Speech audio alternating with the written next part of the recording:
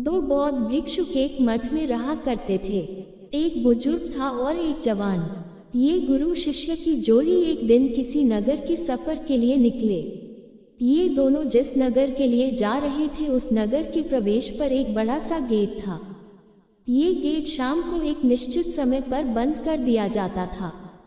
इन दोनों को उस नगर में बहुत जरूरी काम था, इसलिए वह किसी भी तरह गेट बंद होने से पहले उस नगर तक पहुंच जाना चाहते थे।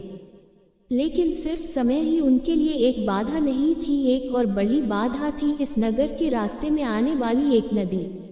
दोनों गुरु शिष्य बड़ी जल्दी में अपने सफर को खत्म करना चाहते थे। दोनों बड़ी तेजी दिखाते हुए उस नदी तक पहुंच गए, जिसे पार करके उन्हें नगर के उस गेट तक पहुंचना था। बारिश का मौसम था, इसलिए सामान्य रूप से जितना उस नदी में पानी होता था उससे ज्यादा था। दोनों ने नदी तक पहुंचने के बाद समय देखा तो अब नगर के गेट बंद होने के लिए ज्यादा समय बचा नहीं था।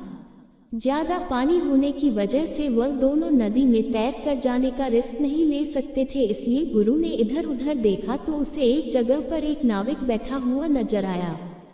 गुरु ने नाविक को नदी पार कराने के लिए मना लिया।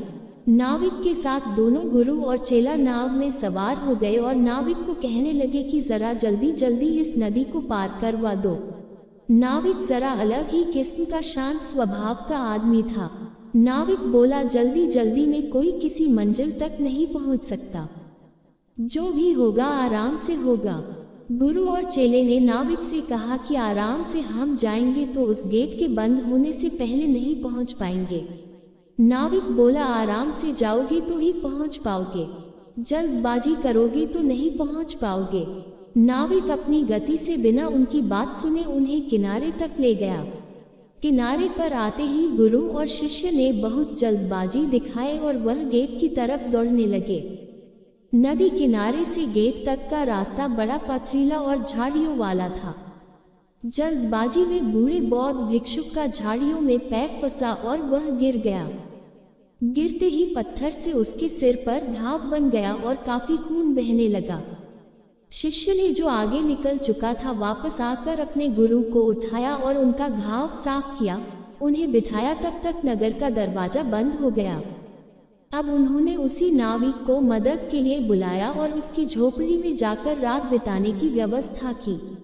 जब गुरु को थोड़ा अच्छा महसूस हुआ तब नाविक ने उससे कहा कि आप लोग मुझसे ज्यादा ज्ञानी हैं, लेकिन मेरे थोड़े से ज्ञान पर जो मैंने किताबें पढ़कर नहीं बल्कि अनुभवों से पाया था आपने ध्यान नहीं दिया। अगर आपने मेरी बात मानकर आराम से गेट की तरफ गए होते तो आज आप मेरी झोपड़ी में रात बिताने के बजाय नगर में आराम से रात बिता रहे होते।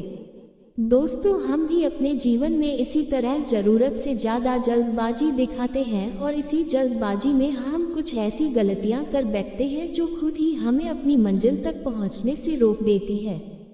माना कि मंजिल पर पहुंचना जरूरी है, लेकिन क्या उस मंजिल तक पहुंचने वाले रास्ते का, सफर का आनंद लेना जरूरी नहीं है?